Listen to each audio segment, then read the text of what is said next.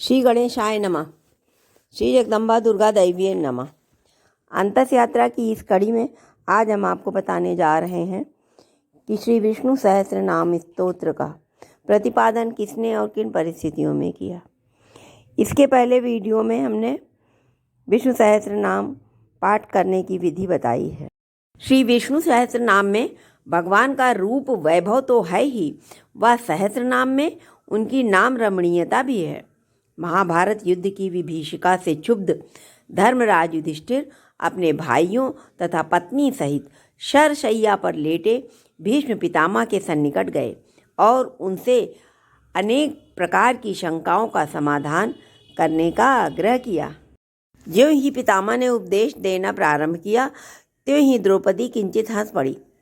पितामह मौन हो गए और अविचलित भाव से द्रौपदी से पूछने लगे, बेटी तू क्यों हंसी? द्रौपदी ने सकुचाकर कहा, दादाजी मेरे अभिनय को क्षमा करें, मुझे यूं ही हंसी आ गई।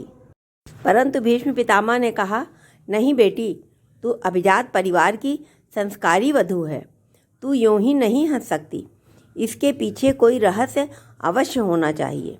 द्रौपदी ने पुनः कहा, दादाजी कुछ रहस्य नहीं है, परंतु यदि आप आज्ञा करते हैं तो मैं पुनः क्षमा याचना कर पूछती हूँ कि आज तो आप बड़े ही गंभीर होकर कर्तव्य पालन का उपदेश दे रहे हैं, परंतु जब दुष्ट कौरव दुशासन आप सबके सभा में विराजमान होते हुए मुझे निर्वस्त्र कर रहा था, तब आपका ज्ञान और बुद्धि कहाँ चली गई थी?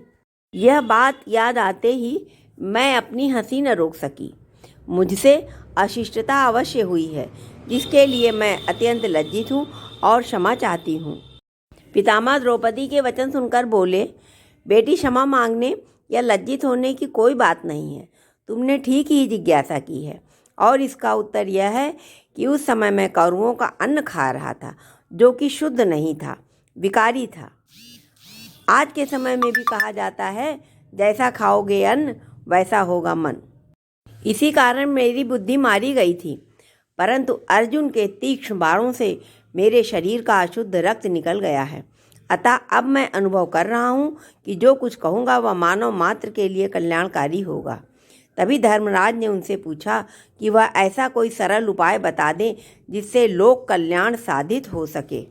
महाराज युधिष्ठिर के इसी अनुरोध पर पितामह ने जीव जगत के अंतर में स्पंदित परम सत्य का साक्षात्कार कराने वाले श्री विष्णु सहस्त्र नामों का महत्व प्रतिपादित किया। मृत्युशैया पर लेटे हुए पितामह भीष्म ने संसार के सर्वश्रेष्ठ ज्ञान का उपदेश दिया। पितामह ने भगवान के सहस्त्र नामों का उच्चारण किया और परम धाम सिधारे। कितना अभूतपूर्व और विलक्षण रहा होगा वह क्षण जब त्रैलोक्याधिपति श्री कृष्ण केशव के सम्मुख युग पुरुष भीष्म पितामह ने उन्हीं के सहस्त्र नामों का प्रतिपादन किया। जय श्री कृष्ण।